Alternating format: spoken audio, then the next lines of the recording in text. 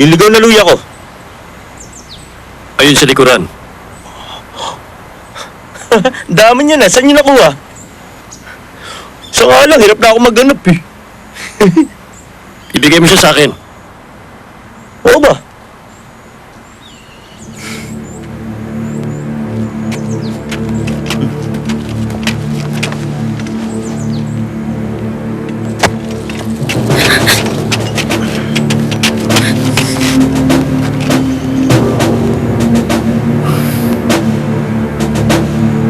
Talaga nang mapagbiro ang kapalaran. Sa pagkikita nating muli, isa ka ng prinsesa. Huwag ka munang umiti. Dahil titiyakin ko na hindi mo ako mapapakinabangan. Sige, tignan natin kung mangyayari yun.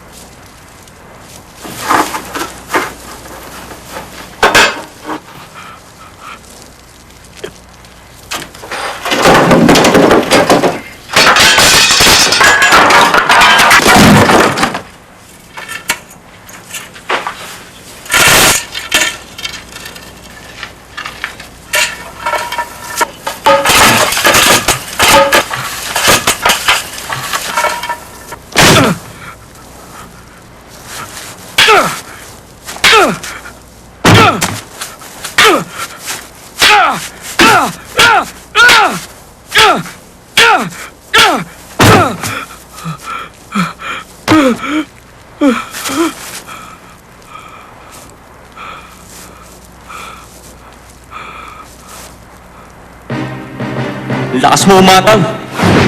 Nabigla ako ron, ha? Sakit. Wala ba nagturo sa'yo? Hinayaan mo magkaganyan ang sarili mo. Hindi birong ginawa mo upang marating ang ganyang antas. Kung ganon, hindi mo palubos na kilala ang sarili mo.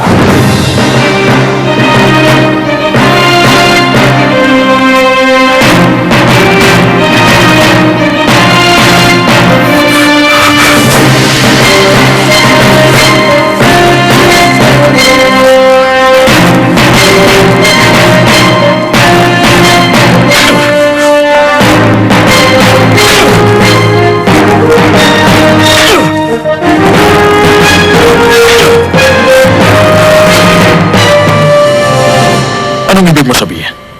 Pinagpalit mo yung binatang Nangdo dahil sa mga ligaw na luya? Ang sabi niyo po sa akin, 200 buhay ang maililigtas. Anong ginawa mo? Kung papipiliin kayo sa dalawa, hindi ba tama na yung 200 buhay ang piliin? Wala kang karapatang magtakda kung anong halaga ng isang buhay. At lalong wala kang karapatang isugal ang buhay ng iba. Kahit gaano pa kadakilang layunin mo, hindi pa rin nun kayang tumpasan ang isang buhay. Pero kapalit po ng isang buhay, 200 na maililigtas. Hindi ka maaaring gumawa ng kasamaan para lamang makagawa ng kabutihan. Hanggang ngayon ba wala ka pa rin natututunan? Pero sabi po nila, hindi nila papatayin yung binata. At yung binata, nagpasalamat pa sa akin bago ako umalis. Ano ginawa niya? Nagpasalamat siya? Hindi mo alam kung bakit siya nagpasalamat? Ha? Ano po? Hindi ko naisip yun. Salamat. Kahit papano, may halaga ng buhay ko. Warang Nancy, umasa ka. Hindi ko hahayaang magawa ng babaeng yung mga balak niya. Pipigilan ko siya. Ano to? Nagpatalim ka pala eh. Hindi ka kumawala sa pagkakagapos mo? Tiyakin mo na yung mga halamang gamot. 200 na maililigtas. Napakalaki mong hangal! Nauunawaan mo bang ginawa mo kay Ian? Maestro. Paumanhin po. Mamaya na. Mamaya niyo lang parusahan.